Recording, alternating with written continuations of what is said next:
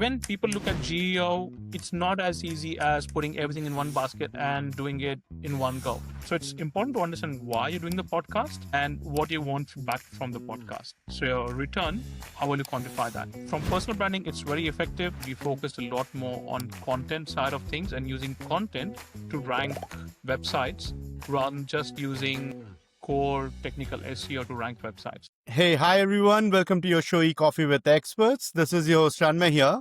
And today we have Adam Nichani, who is the founder and director of Grownomics digital marketing agency with us. Hey Adam, how's it going? Not bad. How are you? Doing well, doing well. Adam, before we move any forward, let's kind of get to know more about you. Why don't you talk us through your journey a bit? How did you land up in the digital marketing SEO space? How are you growing up as a kid? And also more about your agency. What do you guys do? What are your core offerings? And we'll take it off from there. How did I land into it? It was probably the first thing. So I graduated in marketing back in India, in Bombay, first batch of mass media, BMM.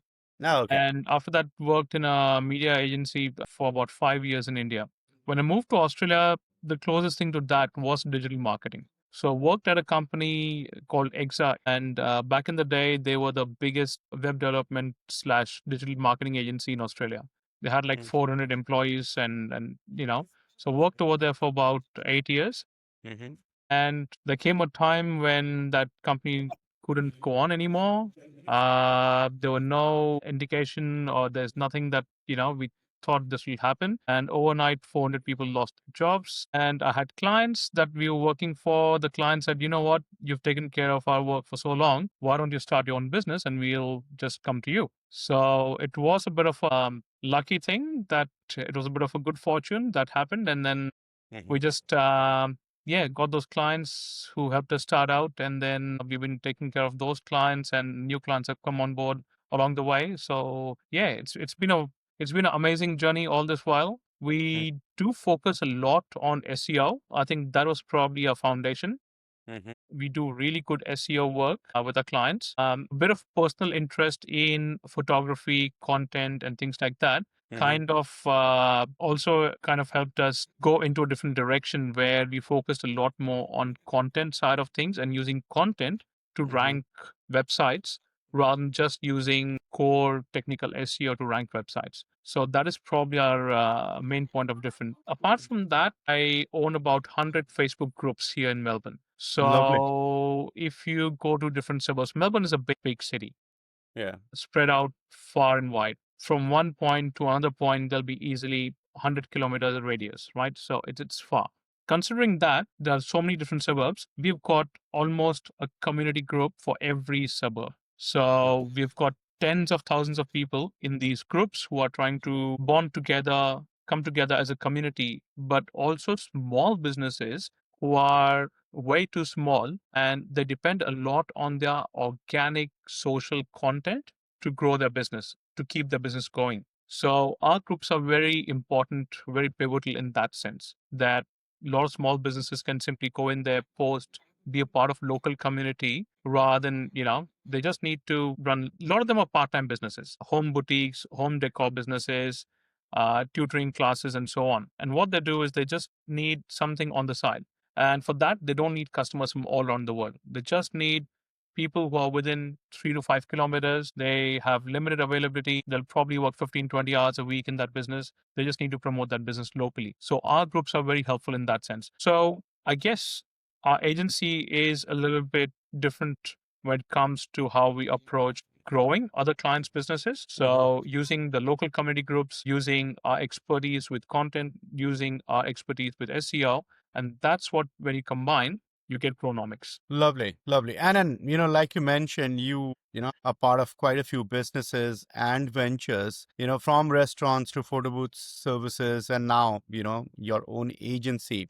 Where did this entrepreneurial spark begin? I mean, you have worked in, other businesses as an employee or as a, in your own capacity, but starting out your own thing, where did it all begin with? I think I never really wanted to start my own business. I came from that heritage, I would say, back in India when you're growing up in 90s, early 2000s, mid 2000s, the startup culture was not big. Yeah. You are always grown up with that concept where you study hard, you get a good job, and you Good keep the job. job for your Yeah. life.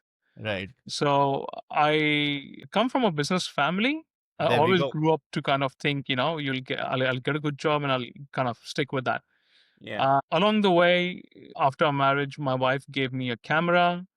I thought, I'm interested in photography. So she gave me a camera. She gifted me a camera. I thought, what I'll do with it, I'm not sure. So I took some classes and I put myself out there saying I'll do some events. And people started hiring me. And I started doing more and more gigs, doing small events at first, and then doing weddings and all these things along the way. And then it came to a point where I got a little bit more commercial, where I thought, you know Mhm. what? I see that there's more opportunity in photo booths. So I Mhm. will start putting out machines that take photos rather than me running around doing photography for 12 hours a day, editing photos for 2 weeks, and then giving it for less money. I thought it's just not the right thing. I'll keep my passion of photography or content for to myself, Mhm. and commercially I'll go down and do the photo booth business. So that happened, but that then brought out the digital market in me, where I thought, you know what, if I want to do this, I want it to be a success. So I leaned into what I had learned from my experience working at Exa, starting my own agency, and that's where I thought, you know what,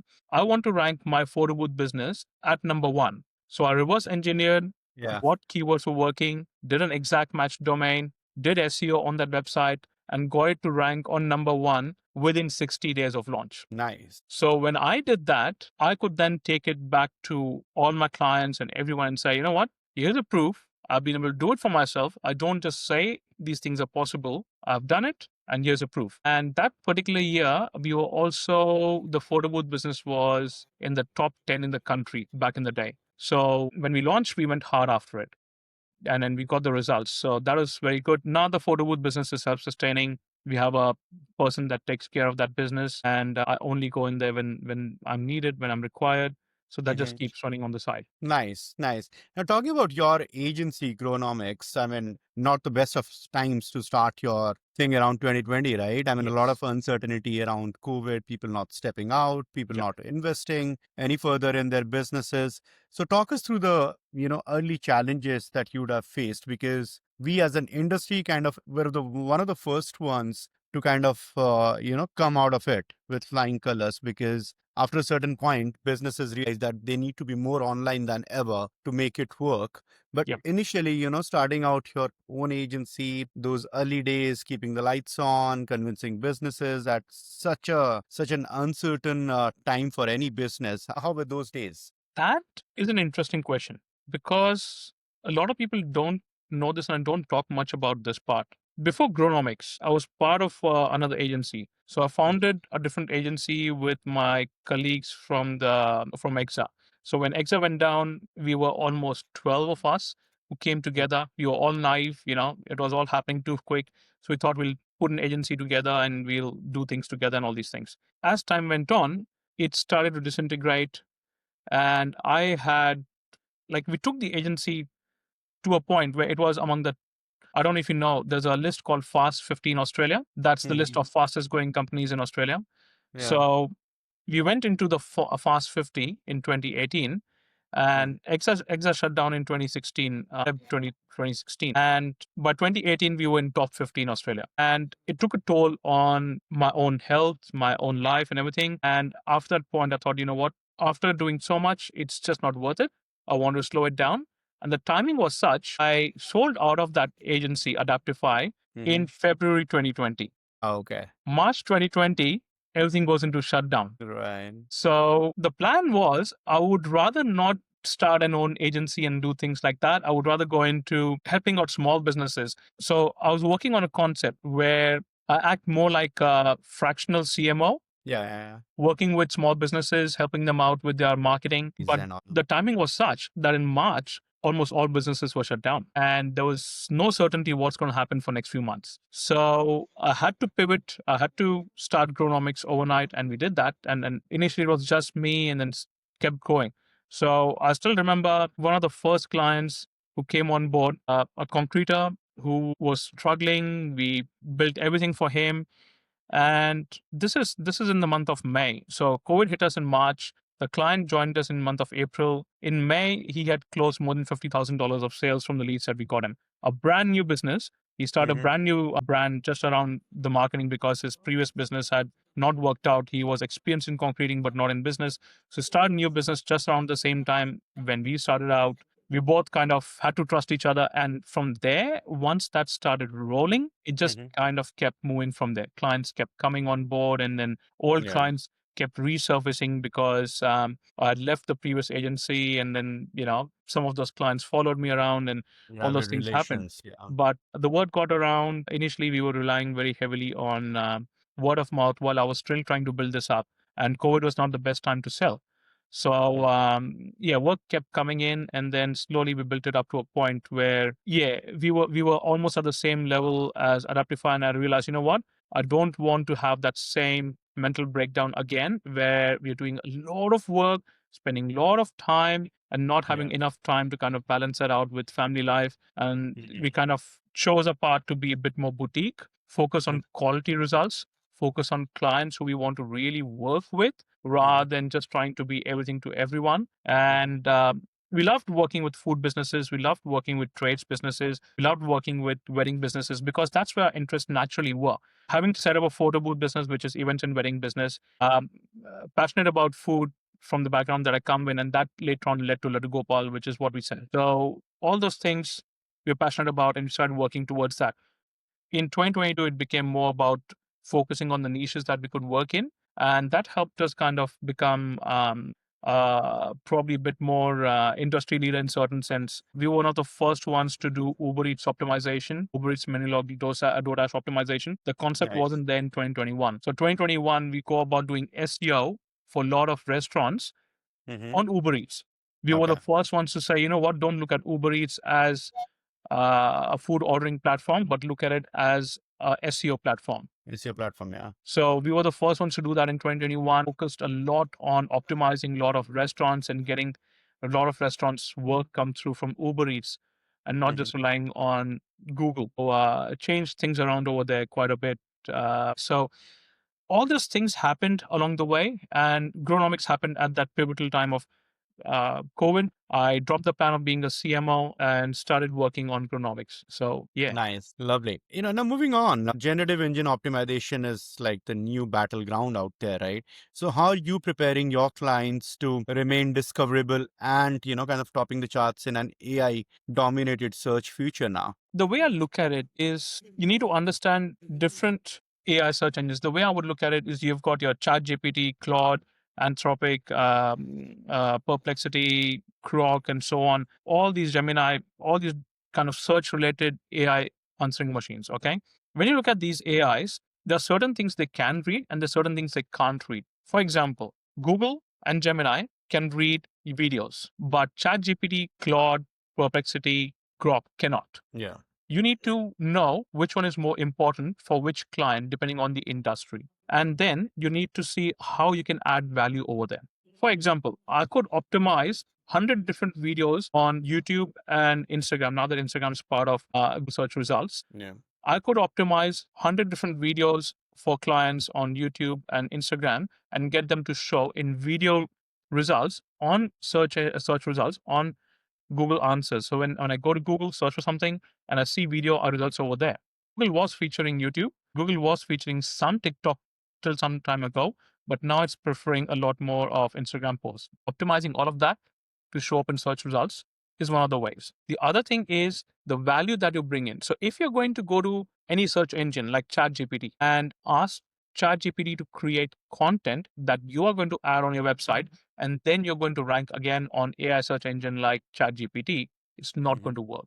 You need actionable insight that you can bring only from your business, that you can add value to, and then that becomes relevant and important, something that ChatGPT or Gemini can show in the search results, right? So we are using things like Notebook LLM. We take blog posts, we will convert them to podcasts from Notebook LLM and publish them along with the blog posts on the same page. And then we're suddenly getting multiple ranking positions for the same content, for the same search query across multiple platforms. So when people look at GEO, it's not as easy as putting everything in one basket and doing it in one go. The fundamentals of SEO are still the same. It depends what is the goal, what you're trying to achieve for them. And it's very, very dependent on the industry and case by case. So if I'm focusing a lot more on hospitality and weddings and events, I would go down the path of optimizing a lot of it through Instagram, YouTube, Pinterest, all these other platforms, and showing up in search results. At the same time, if I am focusing a lot more on trades, then what other tools can I build that can be handy for people to use to get, say, for example, measurable quotes or estimates or things like that? That certainly is something that Google wants to recommend. So the problem with this is a lot of websites will still show up in Google's AI overview, and that'll lead to 0 clicks because people have got the answer over there. But Yeah. the website did not get any click. The workaround that is if you've got a really good tool, if your agency who's working with, say, ChatGPT, Claude, Perplexity, or any other Grok or Meta AI, whatever, Gemini, all these different things, then you can use those tools to build your code, to build your tool.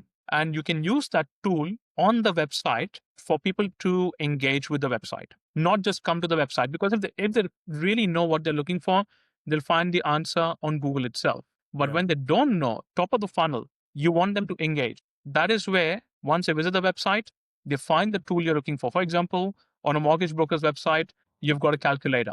On the calculator, I can calculate what my interest repayments are going to be. Yeah. Now I've engaged with the website. Suddenly, Google notices that my engagement rate is very high on the website. It's going to push out my website to the top. When that happens, even if Google gives my website as an answer in AI overview, people who want to get in touch with us, people who are not sure about us, will visit our website, they'll use our website, and we get the contact details. Now, that goes into a nurturing sequence where we can continuously nurture them. For example, if that's a wedding venue, if you can give them something where it's like estimate builder on the website itself, Yeah. now wedding venue has contact details of the couple. Couple has an approximate pricing. Now that lead goes into nurturing funnel, and over the next month or so, that couple is sent out different automations where they engage with the business.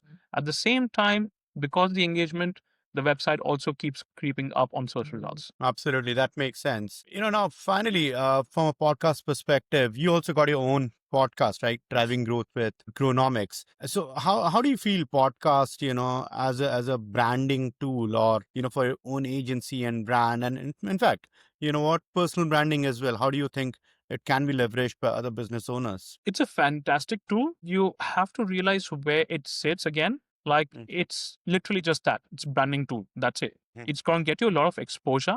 It's going to Yeah. build you up as a credibility, but it's not going to convert for you. Yeah. What is important is you know why you're doing the podcast. There are podcasts that people run which are not interview based, and they do it specifically from conversion point of view, especially e-commerce ones. There are Yeah. specific channels on YouTube, there are specific channels on social media where they run these podcasts more like product demos, and they work really well, even in small numbers. So it's important to understand why you're doing the podcast and what you want back from the podcast. So your return, how will you quantify that? From personal branding, it's very effective.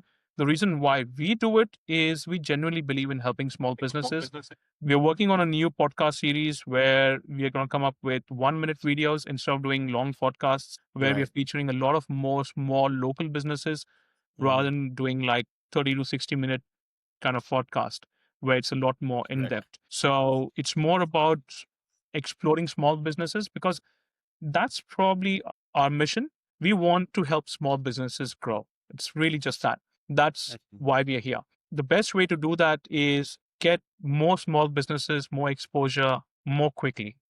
So, yeah, podcasts are important. Podcasts it's a trend that's come into play now. I think it's going to be there for a while. For next 3 to 4 years, it's still going to be very relevant until AI podcasts kind of take over and do more of that. But if you have the capacity, do it because it's going to get you a lot more visibility, a lot more awareness. And yeah, don't be afraid to kind of put effort behind it. A lot of businesses, when they start out podcasts, like in our first podcast, there weren't as many views as our last podcast. So if you keep going, you will see your numbers go up. You will not see suddenly 1 million followers on day one, 1 million views on day one. That only happens when you keep persisting with it Yeah. time after time after time. Just So be at it. Yeah. yeah, business owners don't, if they don't see that, if they don't have the conviction to continue with it, they drop right in the middle of it, it's not going to work. Right, right. I'm glad you said that. Lovely, lovely, Adam. This has been a great conversation. But before we let you go, I would like to play a quick rapid fire with you. All right. Your last Google search. My last Google search was a top digital marketers or top emerging digital marketers I should follow on Instagram. All right. What did you do with your first paycheck, Adam? First paycheck of your life. First paycheck of my life, I bought some, actually, the very first one, it was split. I bought some furniture for my home Nice. and I gave part of it within the family. Lovely, lovely. Really nice. All right. Your next In Indian vacation. culture, yeah, sorry, in Indian culture, you have this thing of giving I your know. paycheck to your elders. Right, right, right. Which is so nice. Yeah. Okay. Your next vacation. Bali. Oh, wow. I'm going there next week. All Yes, right. I'll be there next month Lovely, lovely. Where do we find Adam on Friday evenings after office or after work? at Laddu Gopal, my restaurant. Your restaurant. Yes. Lovely. Nice, Adam. Thank you so much for taking out time to do this with us. Really appreciate it, man. Cheers. Same here. Thank you so much for your time, Ranmay. Appreciate this.